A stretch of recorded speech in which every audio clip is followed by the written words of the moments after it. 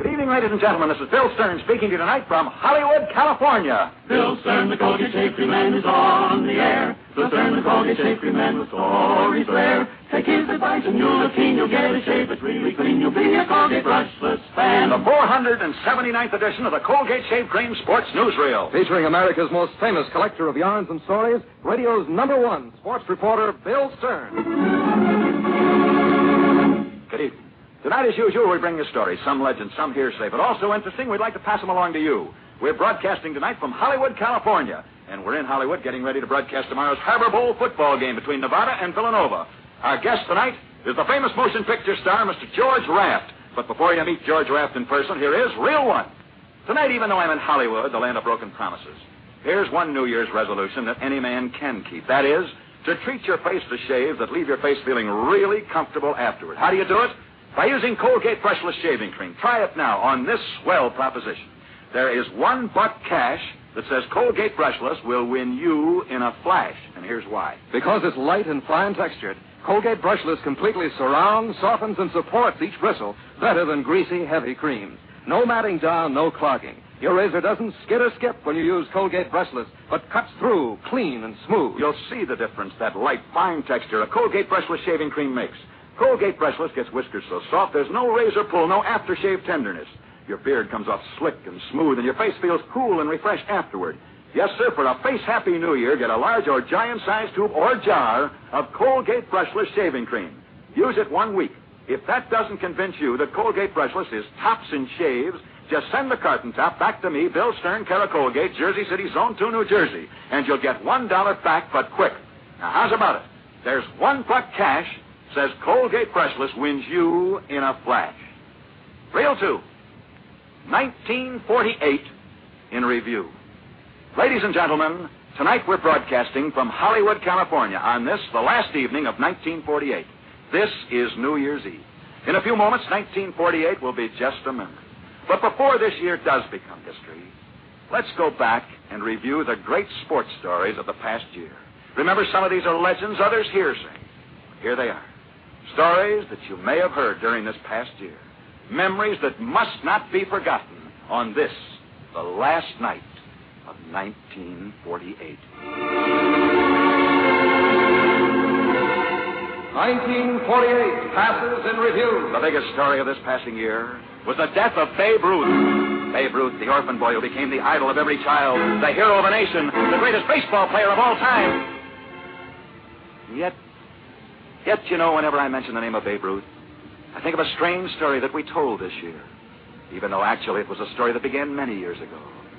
A story that began one day when newsboys were shouting, "Extra! Extra! Get your paper! Babe Ruth sick! Babe Ruth taken to hospital! Read all about it!" Babe Ruth was a mighty sick man that day. He was sick because he'd eaten 30 hot dogs and because he drank 12 bottles of soda pop. Strangely enough, the man who fed Babe Ruth those 30 hot dogs and those 12 bottles of pop was then the Yankee Fat Boy. But the strangest part of this story is that the boy who was responsible for Babe Ruth's illness then, that boy is today playing Babe Ruth's life on the screen. For his name is Bill Bendix.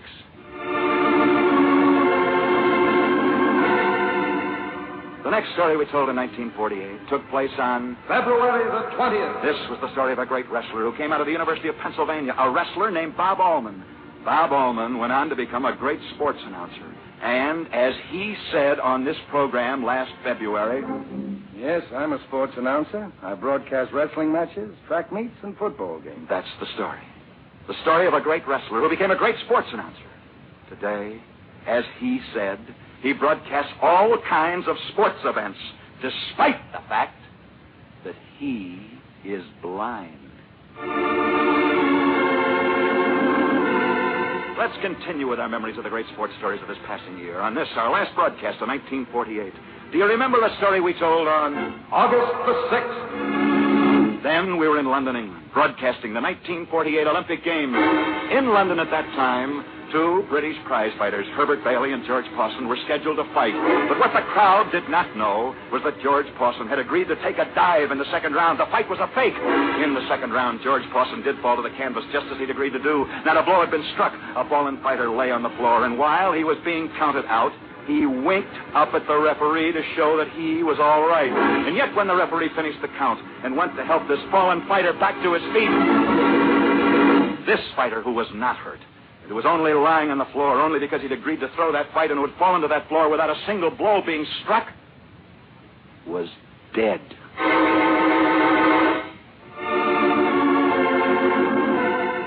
Our 1948 Parade of Memories is passing in review. The next great story we told this year happened on September the 3rd. We can never forget the story we told that. The story of a big game hunter. A hunter named Shorty. A hunter who last year in Africa shot and killed A lion, a wild buffalo, 5 crocodiles, a hippopotamus, a herd of elephants. Yeah, this hunter named Shorty shot the most dangerous big game animals in Africa. Yet the incredible part of this story is the fact that this big game hunter is a girl. A girl who shot all of these animals despite the fact that she was only 12 years old. Tonight on this last day of 1948, we're retelling the best sports stories we've told during this year. Memories of great sports stars that must never be forgotten. Perhaps the next great sports story of 1948 we told on November the 5th. This was one of the most incredible stories that we told this year. A story that reached its climax only last November. However, the story began several years ago back in the town of Lander, Wyoming. Lander, Wyoming, then, had a baseball team. And everybody in Lander was proud of their team. Yet the week before the team was scheduled to play for the state championship, tragedy struck. Their star pitcher was kidnapped by a rival team. Immediately, the team manager hired another pitcher, a youngster named Lester Hunt, that he had to bring to Wyoming from Illinois. And the youngster named Lester Hunt from Illinois pitched a wonderful game. In fact, he won the baseball championship of the state of Wyoming. Well, that's the story. The story of a baseball pitcher named Lester Hunt, who was brought from Illinois to Wyoming to pitch a game of baseball. But the strangest part of this story is that this man named Lester Hunt, who never would have come to Wyoming except for his ability as a baseball state. However, in remembering the great sports stories that we told during 1948, we must not forget the story of a man who died in jail during the past year. His name was Cyril Walker, and we told this story on September the 17th. Cyril Walker had been a golf caddy. He carried anybody's golf bags for a few pennies. Strange that Cyril Walker should carry anyone's golf bags for a few pennies, because not so long ago, he was the golf champion of the United States. Just a minute, Bill Stern. May I interrupt you for a moment? You certainly may, George. Ladies and gentlemen, may I introduce the famous motion picture star, George Raft. Bill, you've talked a lot tonight about your memories of the past year, the year of 1948. And, Bill, I have my memories, too. Memories not only of this year, but of many other years. Years in which I've watched the greatest sports figures pass in review. Such as who, George? Well, I remember Mickey Walker, Tony Canzoneri, Billy Patrol, Benny Leonard, Barney Ross, Lou Gehrig, Christy Matheson, Waller Johnson, Ty Cobb, Tris Speaker, Red Grange, Bronco Nagurski, the Four Horsemen, Ernie Nevers, Benny Friedman, Bill Tilden, Bobby Jones, Earl Sandy, George M. Cohan. George M. Cohan, why, he was a songwriter. Sure he was, Bill, but George M. Cohan did a lot for sports. You know the story, Bill. Why don't you tell it? I will, George. Thanks a lot for reminding me of it. Several years ago, there was a great athlete named John Shea out at the University of Notre Dame.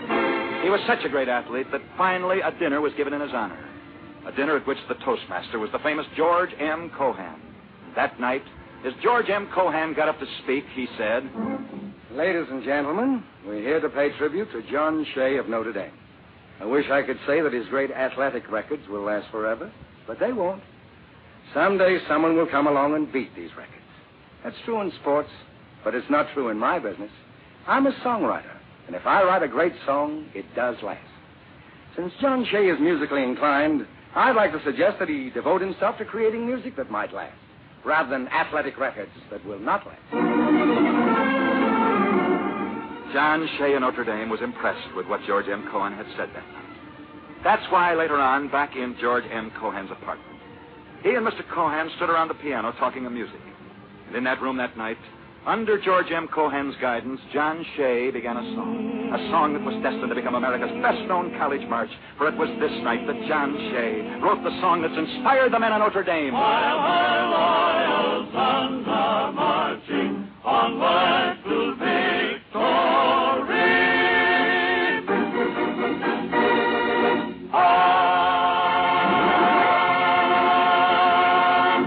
The next time you hear that great song of the University of Notre Dame, remember that it might never have been written, but for a night some years ago when a young composer, John Shea of Notre Dame, was introduced to the famous George M. Cohan, who showed him how to write a song.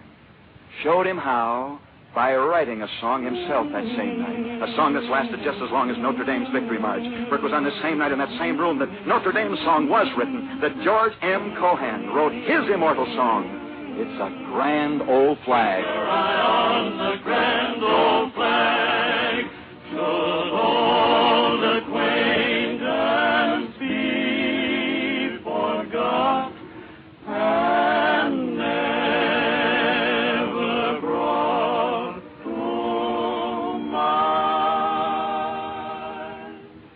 Well, that's it, ladies and gentlemen. From Hollywood, California, on this, the last night of the old year, 1948, we brought you the best stories that we told during this past year. Stories that must not be forgotten. Stories from out of the past that have made up our profiles and portraits for posterity.